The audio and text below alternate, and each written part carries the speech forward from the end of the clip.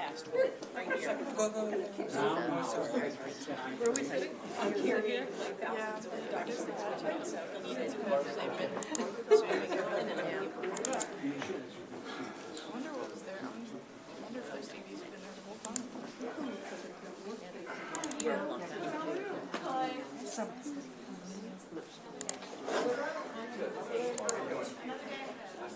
We have sent Ready? Oh, you mean yeah. Now the question is how to get our neighborhood. Each one of our neighbors to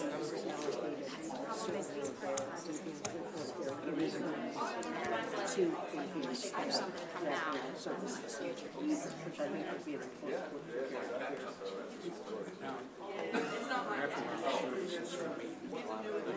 And we usually meet at 5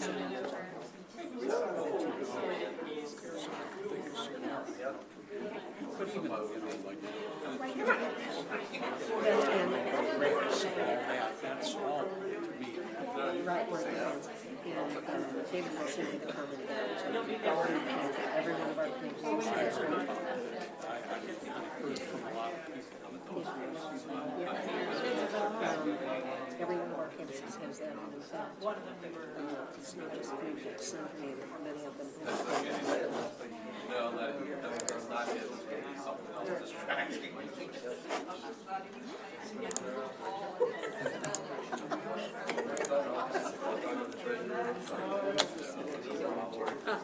This is fine. Yeah. I'll grab you by the ear.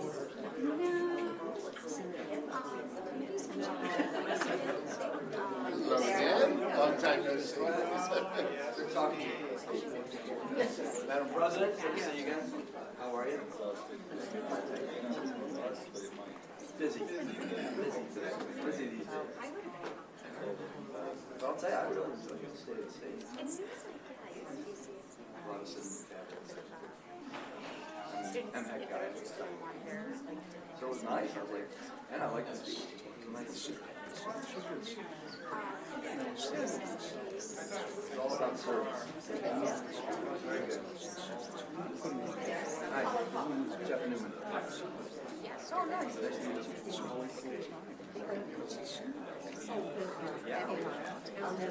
I knew Larry League from all of us. He was involved with MSG for a while. Yeah.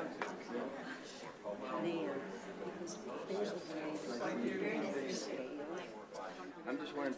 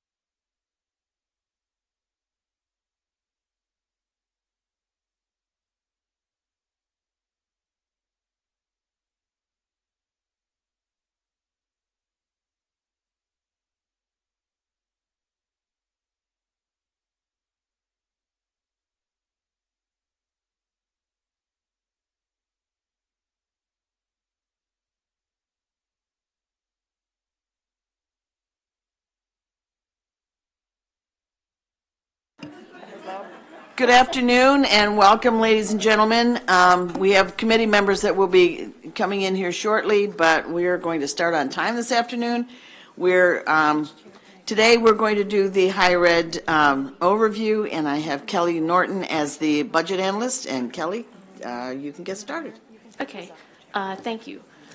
I'm Kelly Norton from Department of Legislative Services. Sarah Baker and I will be presenting the higher ed overview. We're going to begin on page 2, which looks at state funding changes for higher education. The public four-year institutions funding increases by 13% or $281.5 million from fiscal 23 to 2024.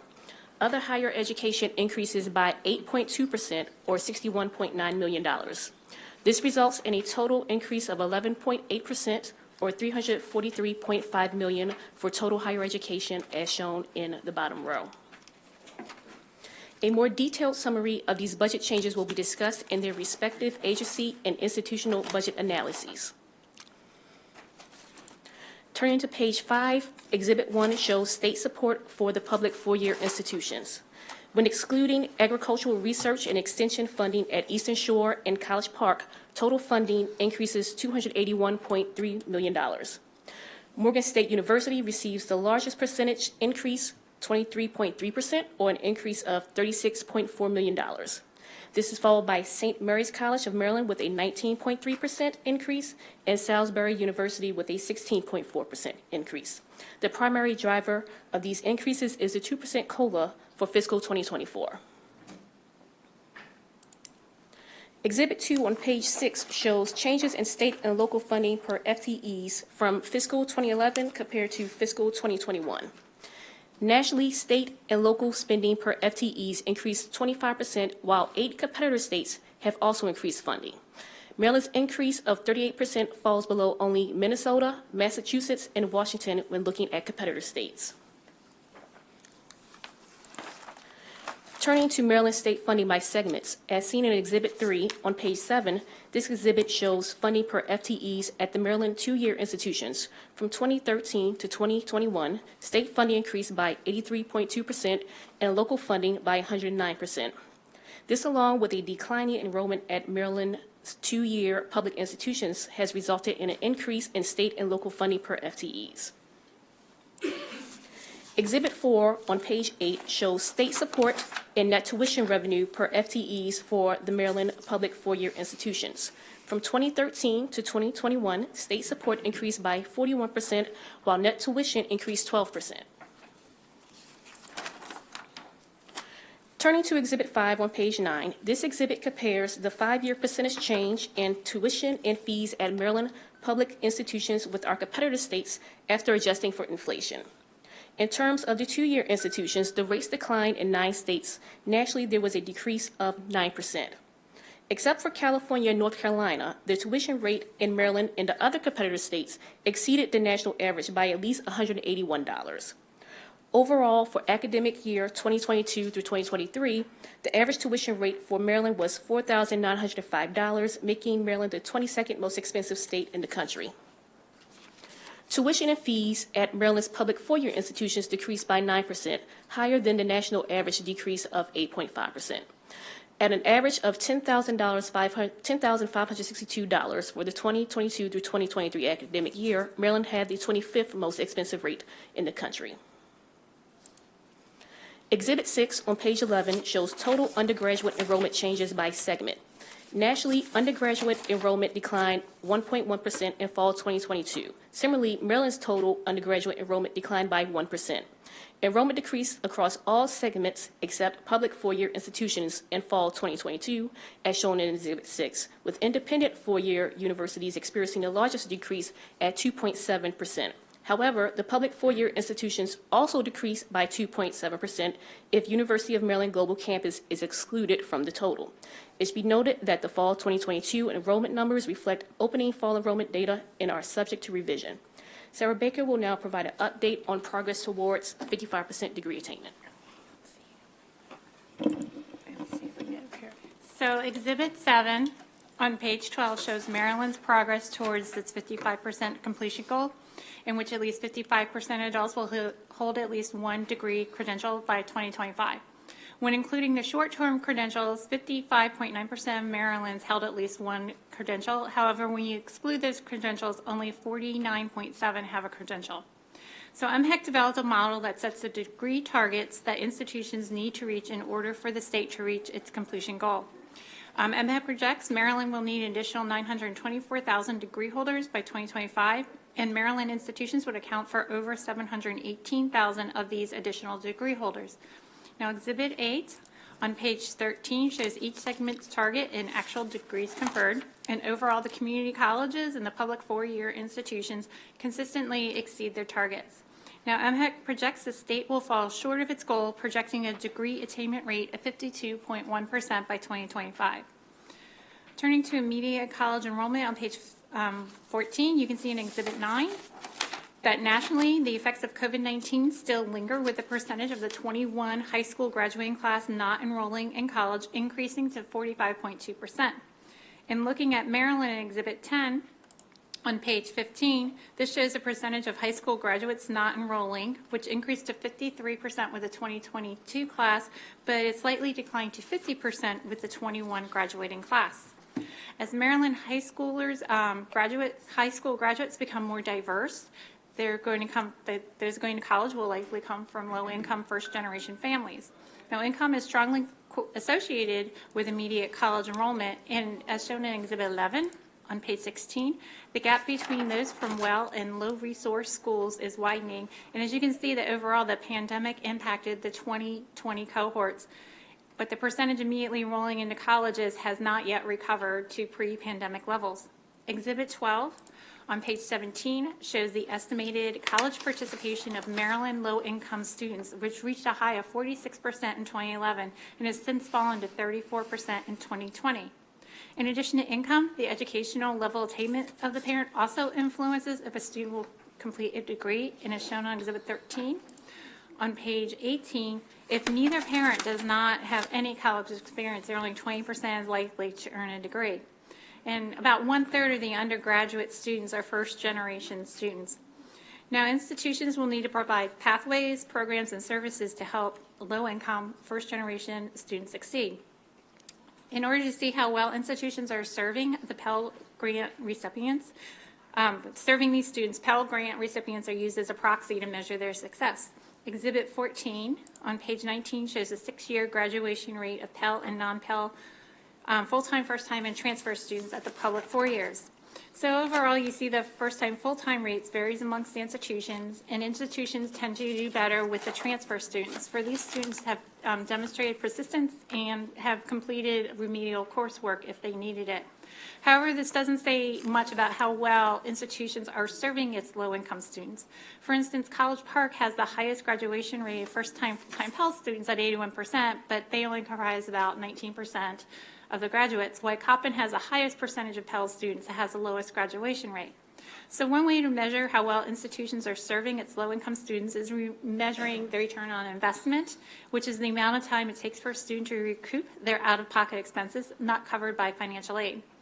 The Economic Mobility Index provides a way to measure the return on investment. Previous models did not factor in the percentage of Pell students enrolled in an institution. This resulted in selective institutions being highly ranked, but they tend to enroll fewer low-income students who tend to be high performers. So the third ways index takes into account percentage of Pell students enrolled in the institution. This results in elevating less selective institutions that are more affordable and have financial systems in place to help low-income first-gen students.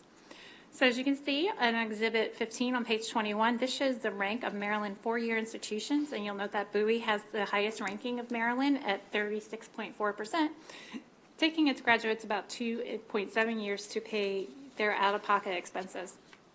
We asked the chancellors and president of Morgan, St. Mary's, MICUA to comment on programs and initiatives targeting low-income students to help ensure they succeed. And I'll turn over to Kelly for the first issue.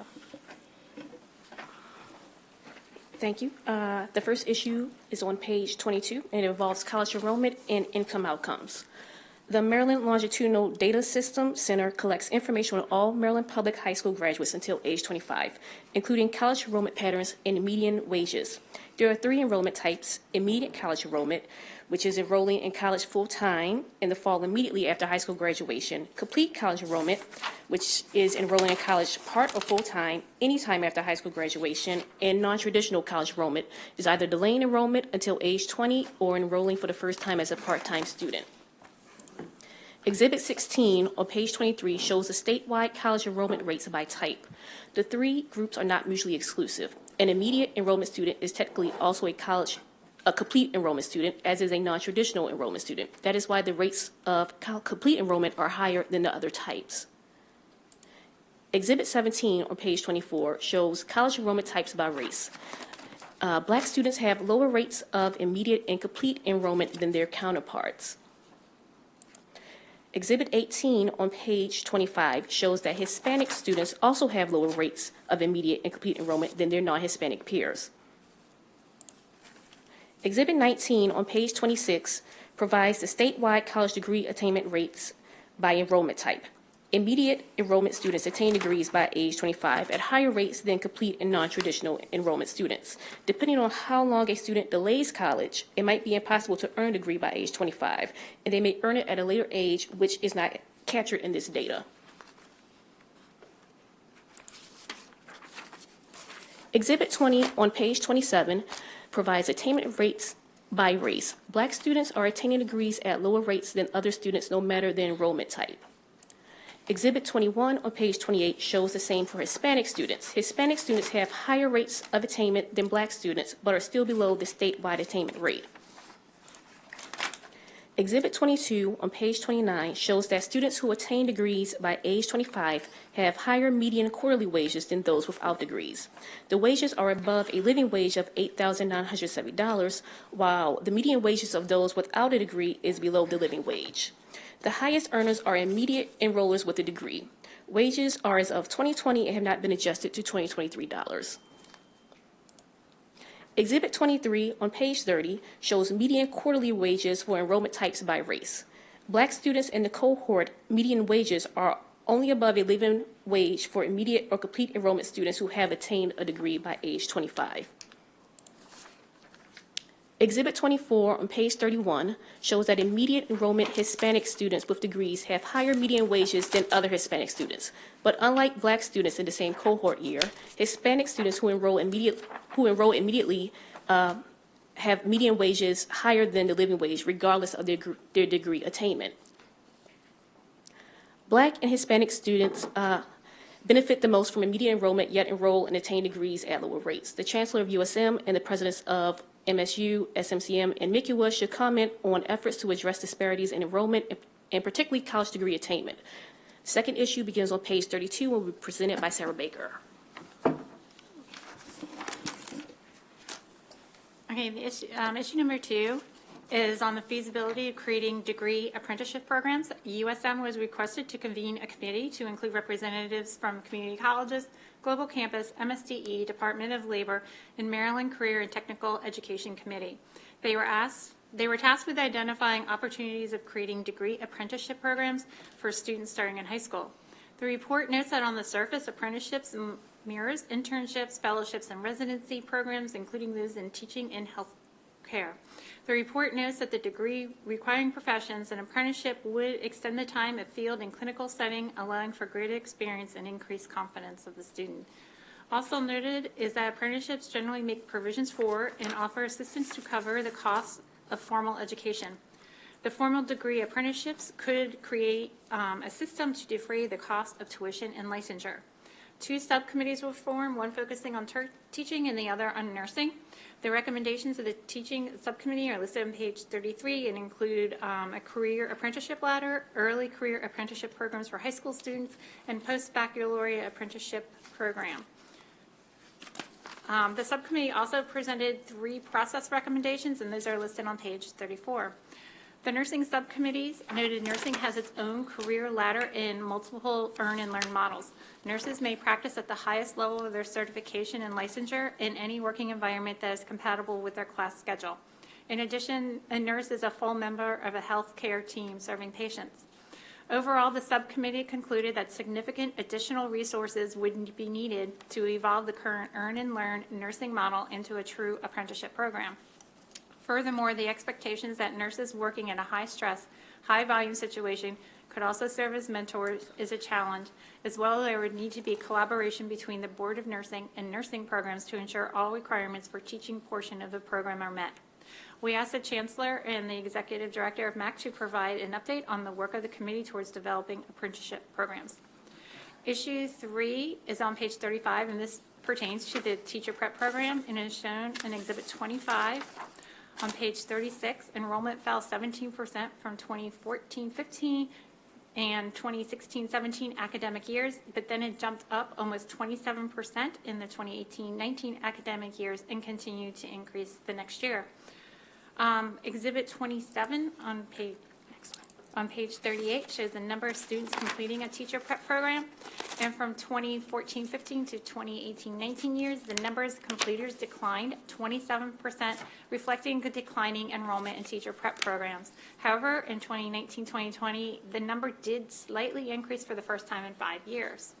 We asked the chancellors and the presidents of Morgan, St. Mary's, MICUA, and MAC to comment on the efforts to increase enrollment and completers in teacher prep programs. And I'll turn it back to Kelly for the last issue. Thank you. The final issue begins on page 38 and concerns the HBCU settlement funds. After a long legal battle, a $577 million settlement was reached between HBCUs and the state. Chapter 41 of 2021 directs the settlement amount over the course of 10 years, and the first distribution was for the current fiscal year 2023. Bowie State University received $10.6 billion. The university plans to expend $4.3 million on enhancing academic support, $2.5 million on 4 new academic programs: cyber operations engineering, software engineering, data science, and philosophy, politics, and economics, and $3 million on a mixture of new and existing online programs. The remaining funds will be used on developing new academic programs and expanding programs at USM Regional Centers, the Eastern Shore Higher Education Center, and the Laurel College Center. Coppin State University received $5.7 million and plans to use the funds for strategic priorities of academic innovation, student experience, communications and marketing, and increased enrollment. At the time of the writing of this analysis, the university did not have a plan of allocation. Morgan State University received $15.1 million. $9.5 million will go towards faculty. The Morgan Completes You initiative at the College for Interdisciplinary and Continuing Studies, teaching assistantships, and marketing each will receive $1.5 million. Academic school budgets will be enhanced by another $1 million, and the remainder is for budget management. University of Maryland Eastern Shore received $6.1 million in settlement funds. UMES expects to expend $1.9 million in scholarships, $2.8 million on new and existing academic programs, $1.2 million on marketing, and the remainder for faculty and staff professional development. DLS has one operating budget recommended action found on page 41. DLS is requesting the annual report on instructional faculty workload for the public four-year institutions. Thank you for your time, and this completes our presentation. Thank you. And welcome for your first time. You did great. Well, Good thank job. Thank you. Okay, here's the lineup for this afternoon. I think we're going to start with Senator Quarterman, who has a question. Thank you, Madam Chair. Kelly, on page 6 at the very beginning, on the state support for public universities, I see that there are universities at Shady Grove is listed, but I don't see the universities at Hagerstown. So I was just curious of if that is built in somewhere else. And It is in the system office. Okay. They wanted their specific language in a bill last year to have an own, for Shady Grove to have its own budget code. Okay. Thank you. Okay, any other questions? Okay, so we're going to start with the University System of Maryland with Dr. Jay Perman, the Chancellor, Dr. Joan Bauman, Senior Vice Chancellor for Academic and Student Affairs, and Dr. Allison Wren, incoming Senior Vice Chancellor for Academic and Student Affairs. And then after that, we'll do St. Mary's, Morgan, MICUA, and MAC. Okay, Dr. Perman, go ahead. Thank you, Chair King, and senators. Thank you so much for having us. I'm here with the colleagues that you introduced. One departing, we'll miss her, but her successor is here, all the way from California. We've done well in recruiting Dr. Rinn from the California State University system. And we also have Colleen Auberger, who's our Assistant Vice Chancellor for Administration and Finance, in case there are any questions in that regard. I'm speaking on behalf of 163,000 students and 40,000 faculty and staff.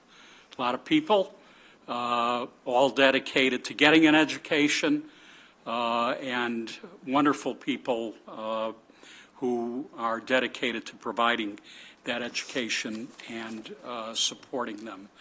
I thank the analysts.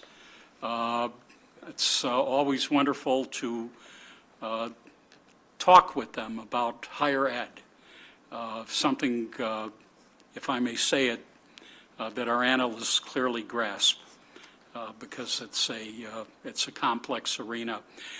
Chair King, I want to, in the interest of time and respectful of my other colleagues, get right into the questions that the analysts posed.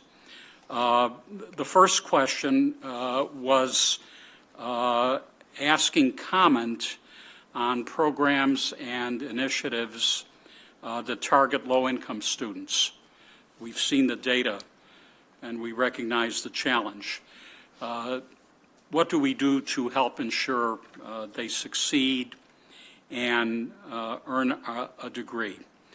The universities of the system prioritize comprehensive student services. In fact, we've changed the title that Dr. Bothman had all these years from more than academics to academics and student success. If you only have the first, it's not enough. So let me comment briefly on academic support that we provide to low-income students. The idea of intensive, the term is intrusive advising, and financial aid. So, you know, on the academic side, one of the things that we do regularly, myself, my executive team, is meet quarterly with leaders of 4 of our universities that have enrollment challenges to be sure that retention strategies are in place. We are getting the first-time students. It's important that we keep them there so that they can achieve their goals. Many of our universities, as I mentioned, practice what we call intrusive advising, especially as students begin college. Perhaps the old model used to be, come in when you need some help. That's not enough. So we're intrusive. Our advisors get to know students early on. We pay attention to data analytics. Our institutions know when somebody's not doing well, when somebody got a failing grade, and rather than wait, we go and reach out. And sometimes it happens before college. I'm very impressed with UMES and other of our institutions do it, particularly for low-income students who may be challenged academically.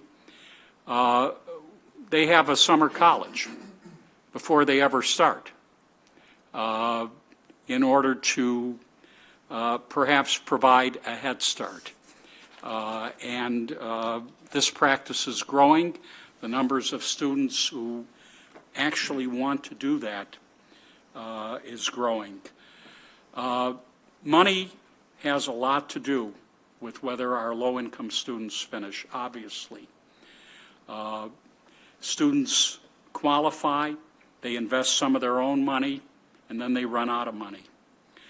So need-based financial aid is very much on our minds. Last year, our university system awarded $190 million in scholarships and aid. Need-based aid has climbed 50% in a decade. And sometimes it's not that scholarship that pays for tuition and fees. Sometimes it's that running out of money. So we have microgrants, some of it from philanthropy. You know, sometimes a student is $400 short because they need to pay the rent. We ought to be able to do what we can to give a hand so that we don't lose the students. So we're paying a lot more attention these days to the part that sometimes we didn't count. What if you run out of money? And, you know, this needs to be done in a disciplined way. There needs to be a plan for paying it back. But we have to fill in those gaps. All of our students have food pantries. There is hunger among many of our students. You know, when you offer institutional aid on the front end, our data are that retention rates improve 10% for students in the first year compared with students that don't get aid. And the graduation rates improve 20 to 30% for students who anywhere in their college career have received institutional aid versus those who haven't. So we've got to fill in the gaps, and we're very cognizant of that. We don't want to lose low-income students over money, and that is a commitment of ours. Dr. Perman? Yes. I think my colleagues would agree with me. I've kind of changed, you know, we give scholarships out every year, and I used to give $1,000 to kids, and everybody would be thrilled with $1,000, and now almost none of them are excited about that. They give it back and say $1,000 doesn't do them anything because they just don't. There isn't enough to really even go to the community college with $1,000. So I've changed how I give my scholarships out, and I give more money to fewer kids, but it's more success stories, I think. Yeah. So that the official scholarships, they need to grow. They need to grow in size. They need to grow in number. But again, I want to emphasize the fact that it's sometimes not $1,000. It may be even less than that, and somebody decides to stop out, which is a shame. Second question. We've been asked to comment on efforts to address disparities in enrollment, and particularly college degree attainment. Again, speaking about our 163,000 students, enrollment among underrepresented minority students, Black, Latinx, Indigenous, that enrollment has climbed 20% over the last decade. Almost 40%, 39% of our undergraduates are underrepresented minorities. 1/4 of all system students identify as Black, and more than half identify as non-white. I also want to note that underrepresented faculty system-wide has climbed 30% in 10 years. I'm thrilled about that, but it's no victory. We have a long way to go, and the only way we are going to ultimately succeed in diversifying our faculty is to diversify the people that come to college. So this is all tied together. And we've got to break that vicious cycle, ergo the importance of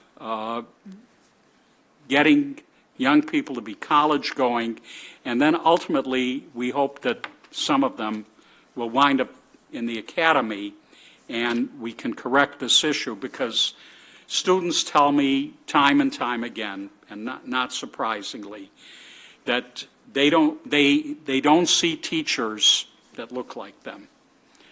They need teachers who do, who understand their lived experience.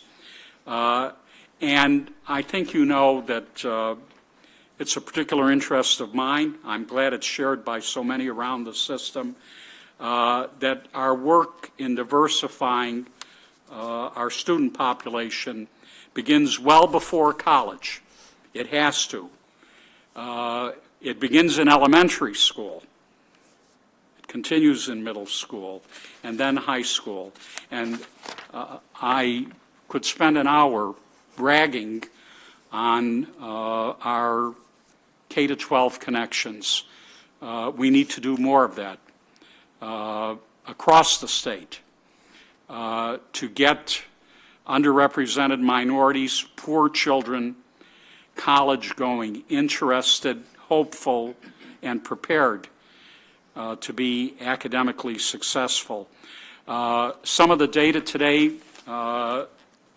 reflected the Hispanic population, the Latinx population, and coincidentally, as I do once a month on Sundays, I had a student brunch with students from 11 of our 12 universities in one of our regional centers.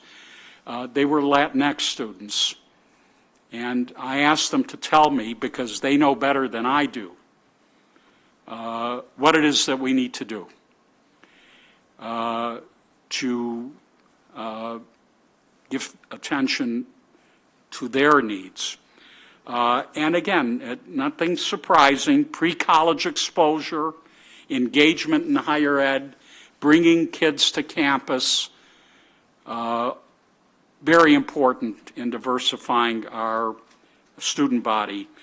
Yes, like others, they need more resources, financial, but also college planning, help with FAFSA. And importantly, in the Hispanic population, our recognition that families need to be involved. Very important cultural point. At the same time as we need to keep in mind that it's easy to say Hispanic or Latinx, and one needs to keep in mind the intercultural diversity implied in that. Like all other groups, it's not homogeneous. And other advice they gave me, which we will take to heart. Other efforts that are important in diversifying our student body is our partnership with our community college colleagues in improving transfer pathways and in recognizing always that we need to, in serving the cause of diversity, flexibility in when, where, and how students learn. You also asked us to comment on developing apprenticeship programs in teaching and nursing. We provided in early December an update to the Joint Chairs on the work that was commented on related to, excuse me, apprenticeships. In as far as teaching is concerned, we are continuing to explore and work on career ladder, early career, post-baccalaureate apprenticeships. The most promising path we see is successful recruitment of students into the teacher education pathway at the bachelor's level. When they have the maturity, the development to commit to the teaching profession. To be sure, like the other pipeline programs I've mentioned and believe so much in,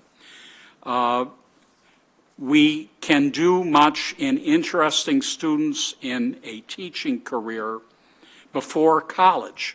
And as an example, I give you a program that I much admire. It's a program at Bowie State, and it focuses on another dynamic inherent in getting more teachers. We are missing black male teachers in K-12. And Bowie State has a black male teachers college, which they start in the 8th grade. It's open to 8th graders, high schoolers. It's not an apprenticeship, but it is an exposure to what teaching as a career means. And then if we can get those males into college at Bowie State or another institution, they've got that encouragement, they've seen it, they've got that hope, they know it's for them. And then our education schools have somebody that they're probably going to keep and make into a teacher. Teacher internships start in college at the end of the 3rd year. A problem is that those interns are not given any money. And they have a financial burden. These are young men and women who've already made a commitment to teaching. So I would say that we strongly support payment to interns. We also strongly support payment to people that are in the classroom already but are not teachers. And that's the non-certified licensed paraprofessionals who become interested in learning a teaching degree. They would benefit from an incentive to do so. They're already in the classrooms.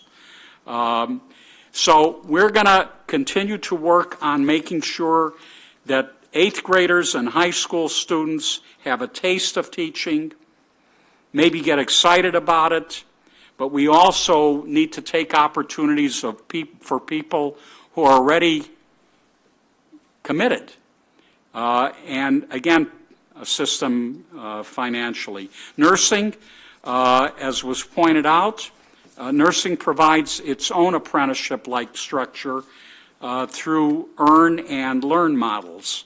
Nursing assistants to become LPNs, LPNs to become RNs, RNs to earn their BSN, and bachelor's level nurses to earn their master's degree or beyond. The apprenticeship model that I'm reflecting there, as you know, used to be housed in hospitals. There were hospital schools of nursing when I came up, and you didn't get a bachelor's degree. For all kinds of reasons, these were pulled into higher education so that there were consistent and appropriate standards across institutions and meet accreditation standards. So the things I'm talking about, I recognize, don't meet the Department of Labor's definition of a registered apprenticeship. But the intent is the same, and perhaps the successes are appropriate. And it allows nurses to complete their career path, whatever they determine it to be, on their own terms, their own pace, their own stage of career readiness. I think this is the final question. We were asked to comment on efforts to increase enrollment in teacher preparation programs and the number of completers. So 2021, the system awarded 1,545 teaching degrees.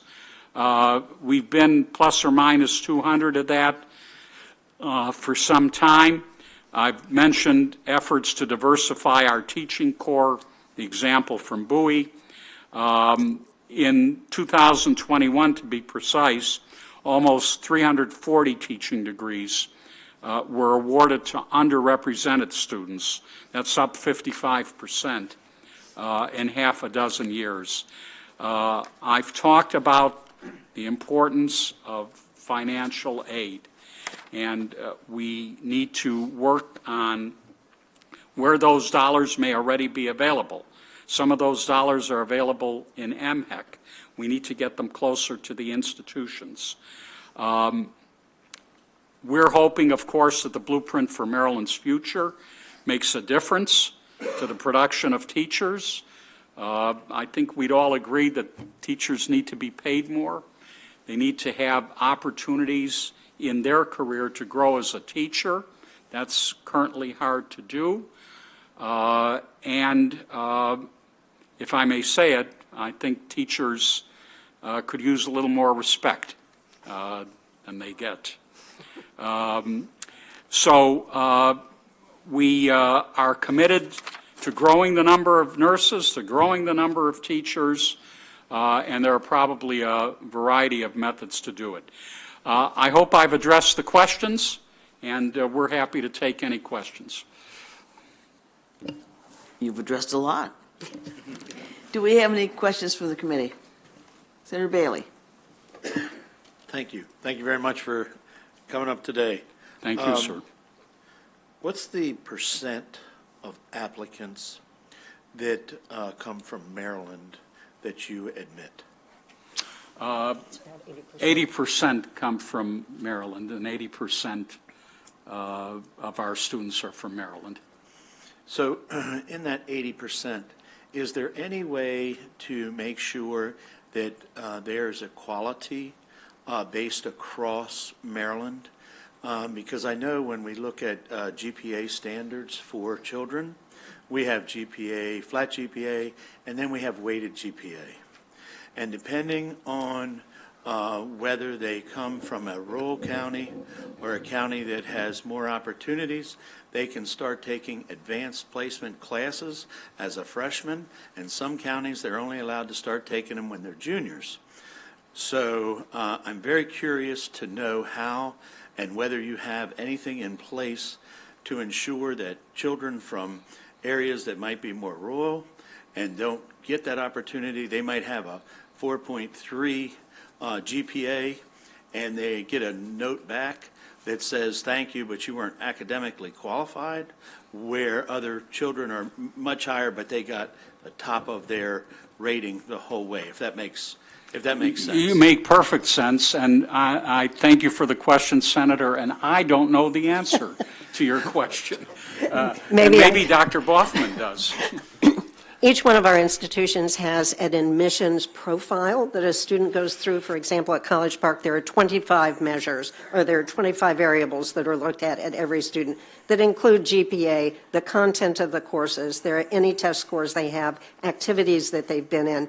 But in fact, it's a holistic view of the student. So to get at exactly what you're saying, Senator, that somebody that comes from a small school or a rural institution that might not have had the same opportunities as a very big high school in an urban area, but the committee, in the way that they look at this, would in fact balance those things. We really try hard to, in fact, look at the student as a whole. So do we have any graphs or charts that show that the percentage is equal for those areas, so that way we admit as many people from a rural area with the same opportunities as we admit from an urban area with that same opportunity, that it is even?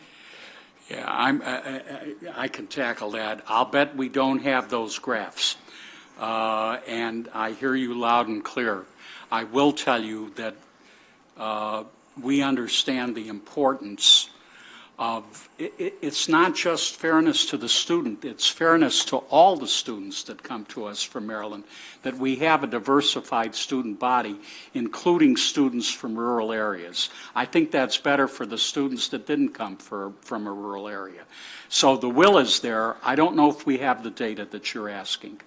And I bring this up just in fairness to you. I should tell you that, over the weekend there was obviously letters this time of year going out, and I had some parents that were Maryland graduates, and they felt inclined to come by my house, and here they brought their children, and here their children had 4.3, 4.5 GPAs, had gotten straight A's in every class they'd been in, and then they had letters that said, unfortunately, academically, they didn't make the cut, right? And I was like, wow, how I hear can you. this be? And the parents were really upset because they were like, wait a minute, our degrees on the wall are from College Park. Right. How can we not, how can our own children not be admitted?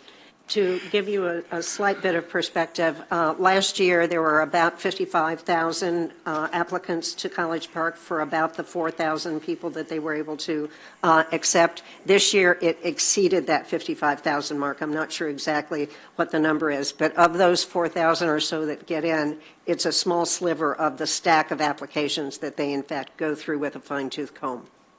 So in doing so, and you said about 80% of the people. 80% of our students are from Maryland. Right, so if that's the case, how do we raise that number to 90%?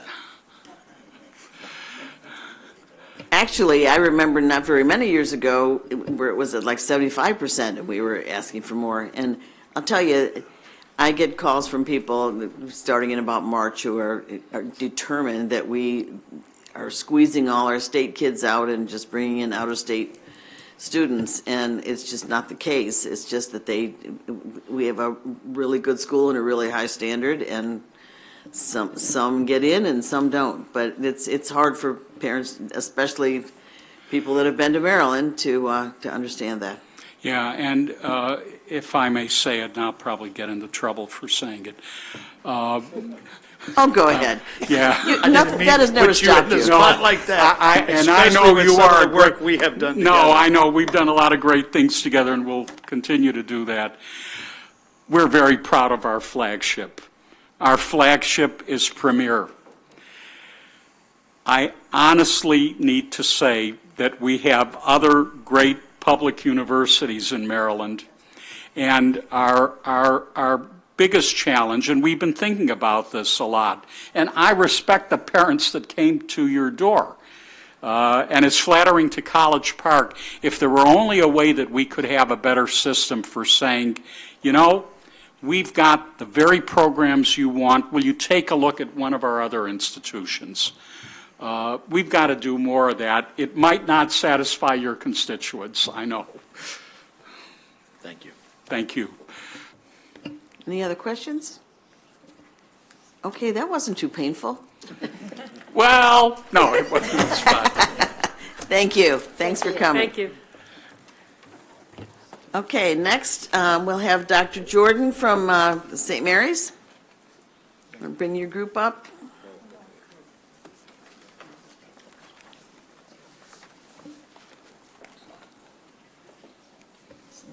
Welcome, Dr. Jordan, as always. It is always great to see you, Chair King, and thank you, everyone, for having us here this afternoon. I won't take long. Small school, small time. I'm really happy to be here today to discuss St. Mary's College of Maryland. With me today are Trustee Paula Collins and Chip Jackson. You should all know Chip, our government relations liaison. Before I respond to specific questions, let me express my appreciation for your support of St. Mary's College of Maryland and of higher education in the state of Maryland. Your support of the sector is exemplary and should be held as a beacon of how it can be done in other states across this nation. Thank you. Additionally, I want to thank the analysts for your excellent work, and for the young lady, I know that might sound condescending, I don't mean it to be. I really enjoyed meeting you this summer, and you did a fantastic job today. So with the spring semester now underway, I'm pleased to let you know that St. Mary's College is doing very well. And, goodness, Tawanda.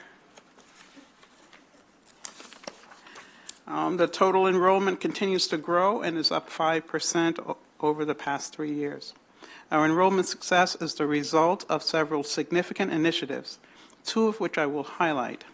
First is the implementation of our LEAD curriculum, that's learning through experiential and applied discovery. that integrates the proven long-term benefits of a traditional liberal arts education with the applied professional skills demanded in today's economy. It starts with the students when they come in as freshmen in the core curriculum and continues throughout their majors.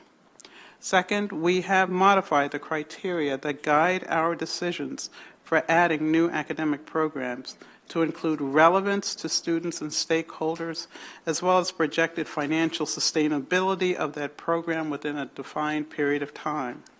The result is new programs in the last 2 years that have positively impacted our enrollment. These programs are in business, neuroscience, marine science, which we're incredibly proud of since we're the only such program for undergraduates in the state of Maryland, and a new performing arts major that takes advantage of our new performing arts building at the college that just opened in September. Each of these initiatives is resonating well with prospective students and their families and have contributed to a 71% increase in applications over the past 3 years to the college. I want to point out that while we have worked hard to improve enrollment, we have remained committed to the goals set forth by the legislature for St. Mary's College, and they are to provide an exceptional honors program coupled with promise of access, affordability, and diversity. For example, this past fall, we enrolled the largest number of new first-year traditionally underrepresented students in the college's history, and we have increased significantly need-based aid to support low-income students. With respect to affordability, we have frozen tuition for 3 consecutive years at the college, and today tuition remains less than it was 9 years ago in 2013, and we're very proud of that. And we've done that with the support of all of you to help us lower the tuition in 2014 by 8% for all Marylanders. So now I'll respond to the specific questions. The first question wants me to comment on programs and initiatives targeting low-income students to help ensure they succeed and earn a degree. With respect to this question, St. Mary's College has a variety of programs and initiatives to support low-income and underrepresented students. These include our efforts to make St. Mary's affordable, as I previously mentioned, as well as programs on campus specifically designed to support student success.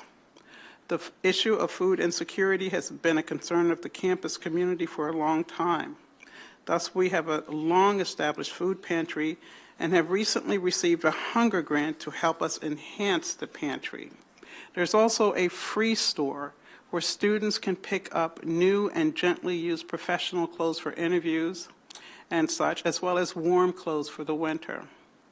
We also provide book grants for students who need that money to get their books, and emergency loans are available to our students throughout the semester. Our Office of Student Success Services was created to provide students with excellent advising, coaching, and support services.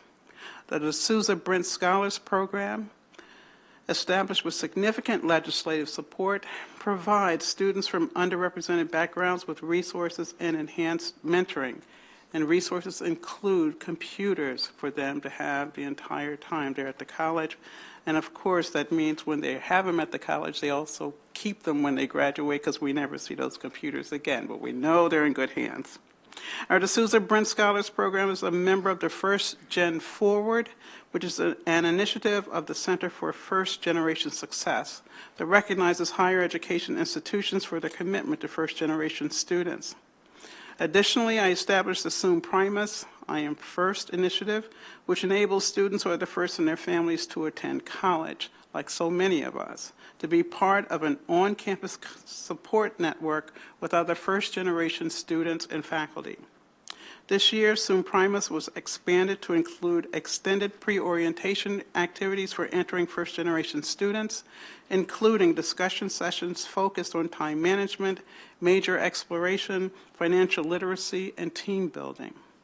And finally, the college participates in the American Talent Initiative, a consortium of colleges committed to the collective goal of enrolling 50,000 additional talented, low, and moderate income students at top colleges and universities by 2025. The second question asks me to comment on efforts to address disparities in enrollment and particularly college degree attainment.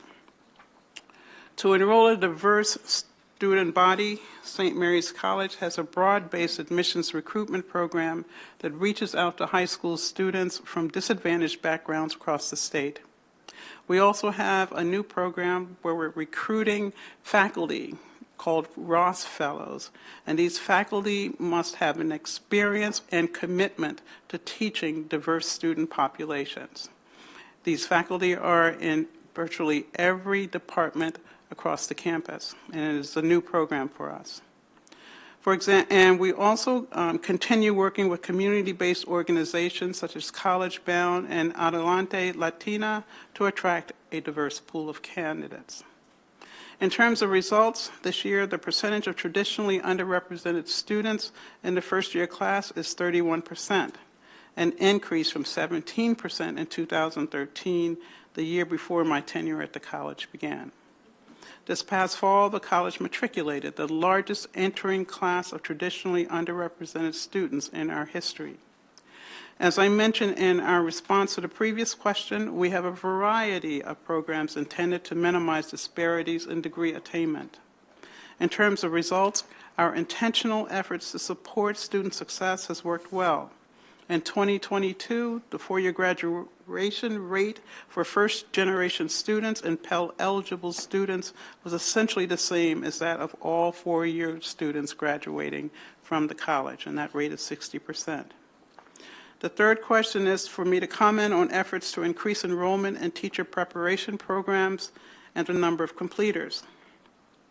St. Mary's College of Maryland Master of Arts in Teaching program typically enrolls 27 to 30 students a year. The number of students enrolling in our program has been limited primarily by student demand in the market. We find two primary challenges in attracting students to our one-year full-time master's program. First, in light of the acute teaching shortages, some school districts are hiring teachers straight from undergraduate programs without teaching credentials. As a result, graduate-level initial teacher education programs such as ours have been disincentivized. And second, the lack of providing teacher candidates with paid internships, as you've heard, is a barrier for students wishing to get into the profession as a certified teacher. A student must complete 100 days of internship to be certified. Providing state support of paid internships would make the graduate program, such as our Master of Arts in Teaching program, more attractive. That concludes my remarks. I'd be happy to answer any questions. Thank you. Thank you so much. Any questions from the committee? I think we're good. Thank you very much. Thank you. Okay, next we have Dr. David Wilson, President of Morgan State. You want to come up with your team? Dr. Don Terry Veal, Chief of Staff. Joan Carter Conway here today? No. Senator Conway is not with us. She's not, okay. And Sydney Evans, Chief Financial Officer. Welcome. Thank you very much, Madam Wilson, Chair. nice to see you. It's great to see you as always, and we thank you and the committee for asking us to come and opine on the topics that you have asked us to discuss. First, I was going to say to Senator Bailey that the state certainly has another flagship in Morgan State University, and so we welcome your constituents to come and take a look at the incredible degree programs that we are offering at our national treasure, Morgan State University in Baltimore. And we can talk more about that, absolutely. But just a word or two about Morgan in general, and then get straight to addressing the questions that the analysts have asked us to address. Morgan is the fastest growing public institution right now in the state of Maryland, 26% increase in enrollment over the last 3 years. We are now north of 9,300 students. And those students, indeed, are coming to us from all over the United States, though still nearly 70% of our students are from the state of Maryland. And with that, we still have a very strong value proposition, not only in Maryland, but in the nation.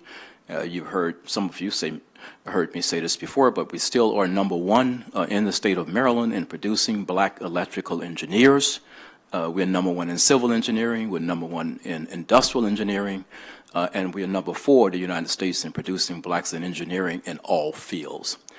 We are also a major feeder in the state for blacks who go on to get PhDs in science. Indeed, when you put science and engineering together, we rank number 6 in the United States in terms of the institution where African Americans in particular have received an undergraduate degree who've gone on to other institutions to get their doctorate, and many of them find their way right back here in the state to become a part of our great diverse workforce for the future. With the 9,300 plus students that we have, we still have about 25% of our students who are what I call first generation college going students.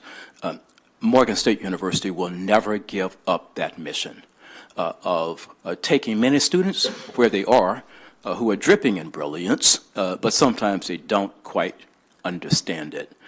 Those are the students, Madam Chair and members of the committee, who resemble their president, me. And so the 3 areas where you ask me to opine on are personal for me, because I'm one of those students. Grew up in abject poverty, very limited income coming into the family. And of course, when I got ready to go off to college, my father could only afford $5 to send me. And so we put everything that we can at Morgan into identifying brilliant students. And brilliance is not defined by SAT scores or by standardized tests. I just chaired a national committee on standardized tests for the NCAA. I just came off the Board of Governors for the NCAA. I'm still on the D1 Board of Directors. They asked me to chair this national committee. We looked at standardized tests over the last 85 years, and we came to the conclusion that those quantitative measures are missing a lot, and therefore even the NCAA should no longer use them to determine initial eligibility. So we've looked at this a lot. You'll be hearing a little bit more from us in this space about how we assess students, because Morgan is at the forefront of designing a national instrument that is in beta testing now, that will be one of the first in the country to assess college readiness, not based on the tests that we all know now. ETS has been very, very interested in this partnership with us. And we have presented to them on numerous occasions, and we're very excited about what the potential here will be, both in terms of assessing individuals at various stages in the K-12 pipeline, but more importantly, how do you really get it right in terms of identifying the qualities that students have who can be just as successful at Harvard as they can be at Morgan. And no one has done that well, but we expect to be the first one there. And so with that in mind, you've asked me first to discuss what we're doing at Morgan in order to ensure that more low-income students succeed. And we say succeeding initially is to enable them to taste the magic of a college degree and to transform their lives. We highlight today just 3, because I could be here all night speaking about this, but just 3. Number 1 is we understand that so many of our students come with so many other needs, everything from food insecurity to housing, and just needing psychological support, counseling support. And so we started a few years ago a special fund. It's a private fund called Growing the Future Fund, where we tap that fund repeatedly to help our low-income students to do everything from paying their rent to purchasing food to simply getting a bus pass for many of them to get to campus. Some of them don't have technologies. They don't have these laptops. They don't have the way of communicating in the way that we are used to. And so we provide those resources to enable them to do that.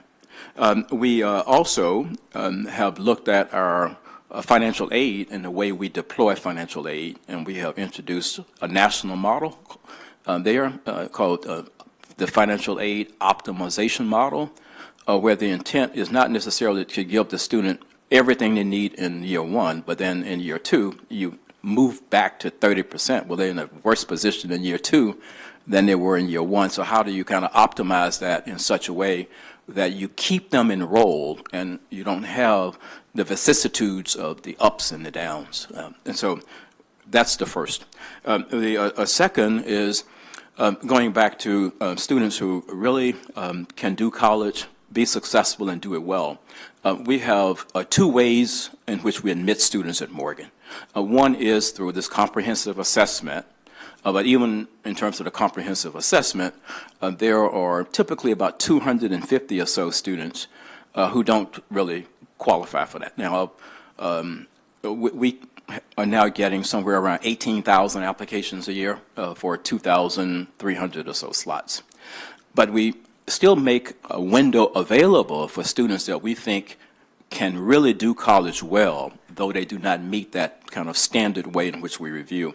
And we put those students into a program that we call the CASA program, which is a 6-week summer program that's fully staffed and is pretty much designed, number one, to introduce these students to college and to really work with them hand in glove and simply how to do college. So it's creating structure. It's almost like a boot camp. And then they have to take How many 3 kids courses. a summer do that? I'm sorry? How many kids do that per summer? About 300. Wow.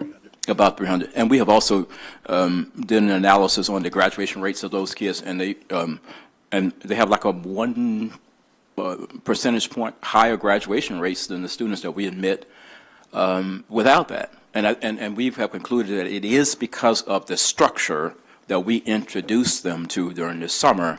And then during the rest of their time at the institution, we created this kind of belonging community, supportive community for them. So we learned a lot in this space that we could write several national articles on. Next, we also have partnered with Georgia State University that actually has kind of, in this era, they have written a book on how you close this achievement gap. I really have to kind of take my hat off to them. And so we have been a national partner with them for the last 3 years, and I'm sorry, the last 4 or 5 years, and learning all about their analytics. And they sent an entire team up to Morgan. They've spent several days with us, and I pulled together all our deans, our vice presidents, groups of 85 or so, and we started employing many of those practices, best practices, and we started to see our needle move with these students as well. So that is something we're very proud of. And as a result, we have reduced the DFW rates at the institution. The next comment is, what are we doing to address disparities in enrollment and in particular college degree attainment? And as I said yesterday to the House, this is also something that is very, very near to me. I serve on the board of directors of the Lumina Foundation, where we were responsible for setting the 60 by 25 goal for the nation, 60% attainment by 2025 for the nation. And so I get a chance to look at attainment rates across all 50 states, in every county in every state, and every district in every county or state. There's an interactive map actually on that website. If you want to just go on that website, you could play with however and see what the attainment rate is almost on your street. And so we have been paying a lot of attention to this. And in the process, we do have a very diverse student population at Morgan. 67% of the students identify as African American, but 33% are other. And of the 33% that are other, 5% of them are Hispanic. And so the 5% Hispanic, we reached that goal with a high degree of intentionality. We actually employed Hispanic admissions counselor, and we understand that many Hispanic students now, they really are embracing the institution as an institution that cares about them, cares about students, and will meet them where they are, just as we have done for 156 years with other students. We also have recently partnered with the Dream.us, which is a nonprofit organization that provides scholarships to undocumented students. And through this program, starting in the fall of this year, we will provide 10 Marylanders with full, these are individuals who reside in our state for the most part, but this foundation is providing support to enable 10 of them now to start Morgan in the fall of 2023. Next, we instituted an initiative at Morgan about 6 years ago called 50 by 25, because Chair King, you know, from meeting with me over the years, that I was not satisfied with the graduation rate when I arrived at Morgan, and it was a high priority for us. And so I came in, I think it was about 29 or 30%, and our goal was we got to get that up, and we can do it. And so the goal was, let's get it to 50. Well, we're now at 46%.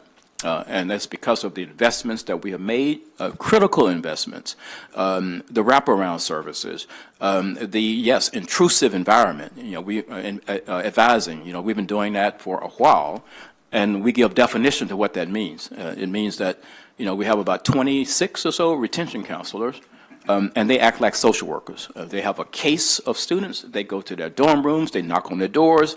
They do the intrusive everything.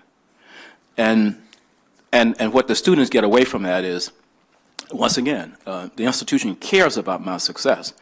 We also got a major grant from the Gates Foundation, and then instituted a few years ago a piece of technology called Starfish, you know, where, yes, some of our students, particularly first-generation students, but not exclusively, they don't quite understand that, you know, if you want to pass, go to class. And so we have to... They didn't understand that in high school either. So we have to slowly, and sometimes a little bit more thoroughly, kind of say to them, you know, you can't expect to pass a class in your dorm room if you stay there and go to bed. And so this technology is one where if they miss a couple of classes, they will automatically get a text from the professor of record saying, in essence, David, you haven't been to my class in 2 days, where are you? And that really kind of sends another kind of message. So we're very, very pleased with that. And then last, we instituted about 9 years ago a reclamation project at Morgan that was so successful that we stayed with it. And I wish I could take credit for this, but I was a chancellor within the University of Wisconsin system before I came, and we did this out there where we identified about close to 1 million individuals out in Wisconsin who had gone to one of the UW campuses, but they had not finished. But they were very, very close, many of them, to getting their degree. And so we focused on that part, and we were amazed at how many of them came back and finished. And so I introduced this to Morgan when I came. We started it, and we, in that first year, we identified about 200 students who had, I believe, hopefully I'm not misspeaking on the number, who were within 30 credits of finishing their degree, but they had stopped out, and they were still within the 6-year window, meaning that if we brought them back and they finished in that year, our graduation rates would go up. And we were amazed. We contacted those students, made available a $2,000 scholarship for each of them. They took advantage of that, came back, and basically started to finish what they started. So we're very, very pleased. And then last in this area, there are 38 million Americans with some college, no degree, 700,000 of them here in the state of Maryland. We recognize that, and at Morgan last year we started an initiative called Morgan Completes You. And we housed this in a new college called the College of Interdisciplinary and Continuing Studies. And the goal is to go after initially those 700,000 or so Marylanders with some college, no degree. And we've been studying this population for a while, and they're not interested in coming back to college to kind of major in what they thought they wanted to do when they left. And so you have to create these interdisciplinary programs that are skills-based, not discipline-based. And that's what we've done. Board of Regents approved 18 new degree programs that we're offering to this population, 8 baccalaureate programs, 5 master's programs, and 5 doctoral programs. And last, you wanted me to at least comment on teacher preparation programs and the number of completers. We, of course, offer the Masters of Arts in Teaching. We offer a BS degree in elementary education, the BS degree in physical education. And so over the last 3 years, we have graduated about 300 students who are in the teacher education program. And we are looking at even growing that even more. We were fortunate a few years ago to receive a major gift from a noted author James Patterson, who also was very, very supportive of this effort, and he decided that he was going to fully fund, I think, 8 students each year at Morgan, a complete cohort, full tuition in teacher education, and most of those students have finished. High graduation rate, 90-some%. And what we took away, I think, is what Chancellor Perlman was making in terms of one of his statements as well, is that because disciplines like teacher education, because disciplines like the liberal arts, because as a society, we have not placed as much monetary value in those areas, then the students sometimes are forced to come to college, and the parents are saying, well, look, you got to major in something where you're going to get a high-paying job, and so you got to push them in this direction, though it's not their passion. And if they've stayed with the passion and they have to take out loans, then oftentimes the jobs are not going to pay them enough in order to pay down those loans. And so we could be discouraging so many of our talented students from teacher education simply by not providing teachers with competitive salaries. And so what the Patterson Fellowship showed me is that if you really could create an opportunity to help students who want to do teacher education to get through those programs without a whole lot of debt, I think we could attract our best and brightest to the field. And so, Madam Chair and members of the committee, those are my comments and responses. Thank you so much. Okay, now I have to tell you about my test case. Some of you may have heard this already, but I have a young man who graduated from Gaithersburg High School with a 2.8. His mother was a stripper in D.C. Father was his kind of a support system, was waiting for a heart transplant and died before he got the transplant. And so I had been working with this young man. He wanted to go to college, and so I got him a full scholarship to Montgomery College, and for the first year, he just couldn't get his head into it because losing his dad and his life fell apart. Well, then he called me last spring and said, okay, I've got my act together, I'm ready to go. So got him into Montgomery College for this year, changed his idea about what he wanted to be as a major. He's going for psychology. He checks in with me by text message every once in a while with a, yo, Mrs. King, how are you? But he's doing great. I got somebody from Montgomery College to kind of take him by the hand. They check in on him about every 2 weeks to see how he's doing, if he's got any problems with classes and stuff, and he's doing great. So I know it can happen. We just have to enable more kids to have situations like that. It's a great story. Yeah. Okay. No more questions for anybody? Thank you very much. Thank you. Okay, last and certainly not least, we have Maryland Independent Colleges and University Association with Mr. Matthew Power, President, and we have the Maryland Association of Community Colleges, Dr. Brad Phillips.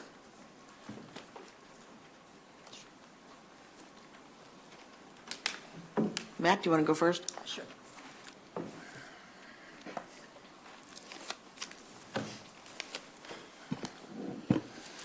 Fantastic. Chair King, members of the subcommittee, it's a pleasure to be here today, back in B&T in front of all of you.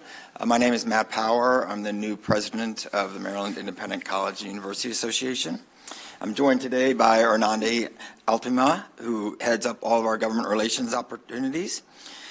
And before we get into the questions, we just want to thank the committee for their decades-long support of MICU institutions and the Salinger program, and Chair King, all of the support that you provided us over these many years. It's greatly appreciated. We'd also like to thank both the analysts, Ms. Norton and Ms. Baker, for a fantastic analysis and some thought-provoking questions that have given great answers to by all of the other panelists ahead of us. The first question that we were asked to respond to related to low-income students, and we're very proud of the work that we've done there. Our members have made a very deliberate effort, a concerted effort to increase access for low-income students. Since 2010, our institutions have seen a 24% increase in the enrollment of Pell-eligible students. That means that currently a quarter of the students on MICU campuses are Pell Grant recipients. That growth was greatly accelerated in 2017, and some of you are familiar with this, when MICU partnered with the state of Maryland to establish the Guaranteed Access Partnership Program, which we call the GAP, bridging the gap to make it more affordable for students to attend our schools. The program is a commitment that MICU institutions will match dollar for dollar the Howard P. Rawlings Guaranteed Access Grant. For the current academic year, that grant means up to $20,000 from the state, that our institutions will match dollar for dollar, which means that students this year could receive up to $40,000 to attend a MICU institution. Since the start of the program in 2017, our institutions collectively have committed and paid $55 million in matching funds for the GAP program to get more low-income students on our campuses. Beyond financial assistance, all of our campuses provide wraparound and support services that are designed to identify low-income students that might be struggling and help ensure that they're able to persist through to graduation. Like many of the others that you heard previously, we also use data analytics to intervene before it's too late. The timing of the intervention is critical. Sometimes the timing of a little bit of financial aid, as you referred to earlier, is the difference between someone being able to persist or not. I also want to quickly mention that yesterday we dropped off information to each of your offices about Independent Higher Education Day, which will be on February 22nd. On that day, our students will come down to meet with legislators in Annapolis, particularly members of the Budget and Taxation Committee, I'm certain. Included in that information is our latest publication, which is called Celebrating Diversity, Equity, Inclusion. A copy was dropped off in each of your offices. It highlights some of the innovative and creative ways our members serve both low-income and underrepresented students, and it has examples from all of our campuses about the work that they're doing. The second question we were asked to respond to related to disparities in enrollment. Our members expend a tremendous amount of effort to address disparities in enrollment.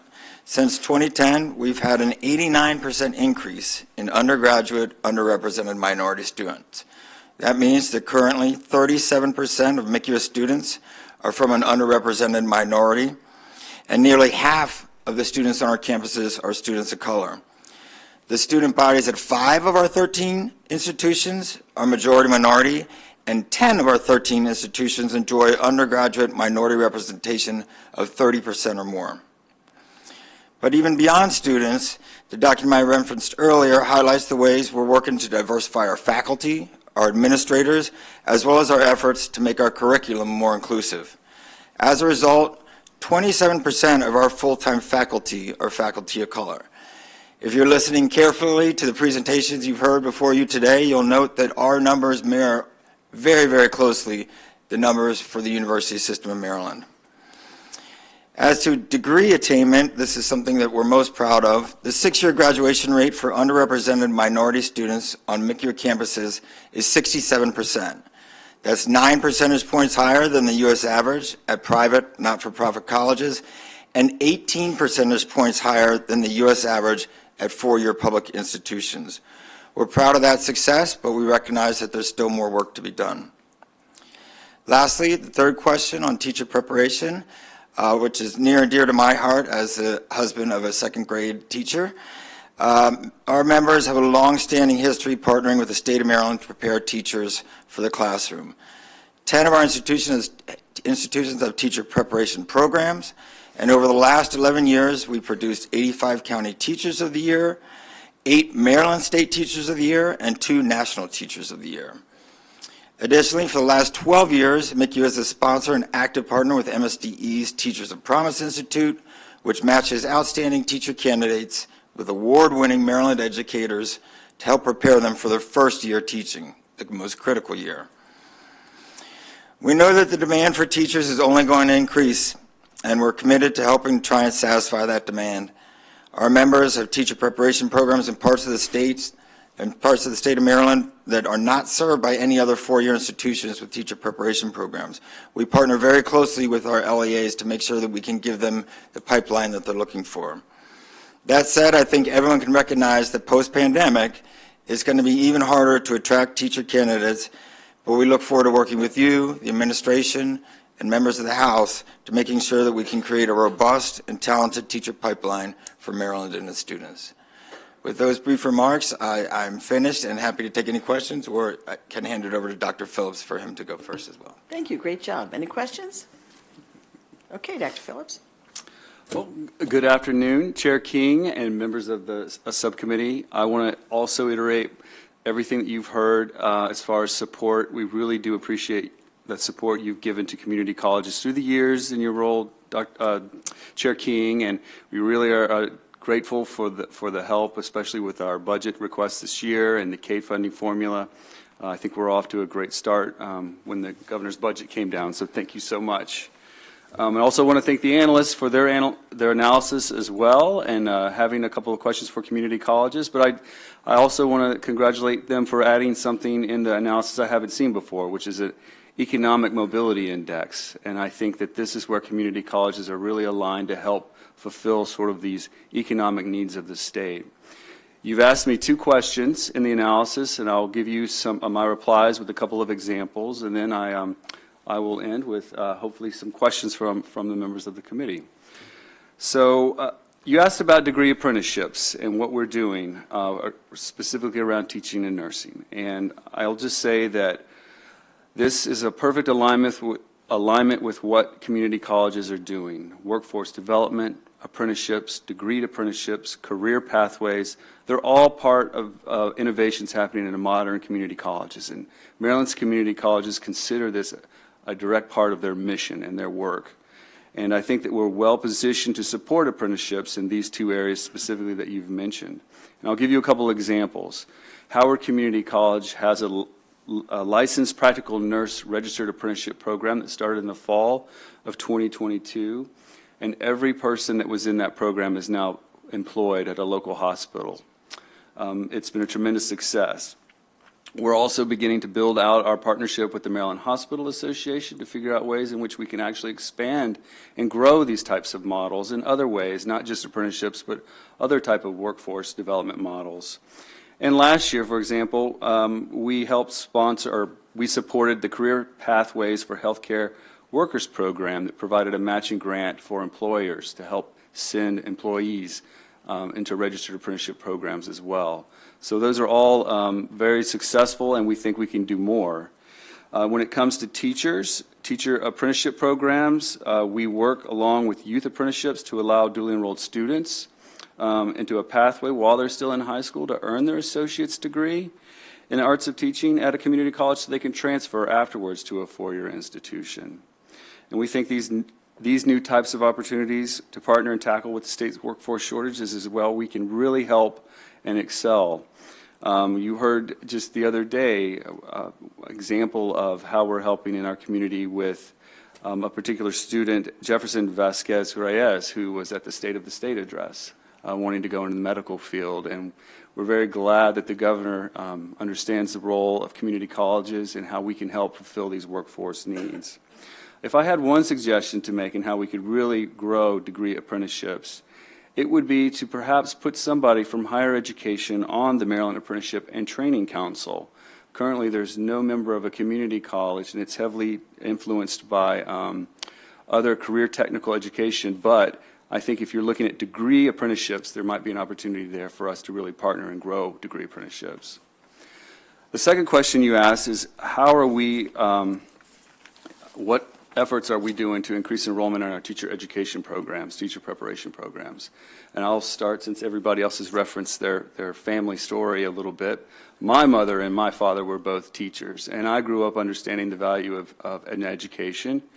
But it was later in life, I think it was a mathematician who actually really brought this home. And he had a quote that said, "You can't retrofit equity." And for us to actually have students entering into post-secondary that are prepared for college and career-ready work, we really have to start preparing those students, because we can't retrofit their needs if they never got it.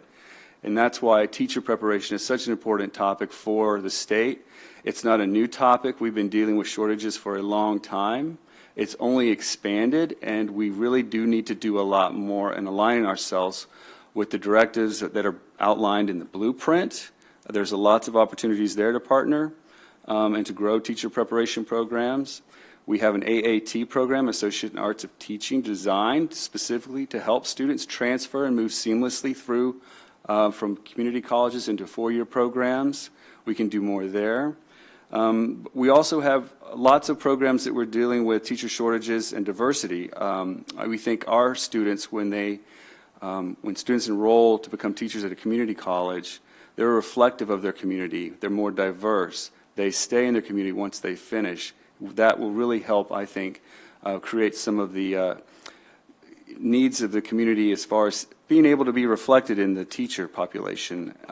We can do a lot more. We're also looking forward to seeing what the governor introduced yesterday with the Maryland Educator Shortage Act and what we can do there as well.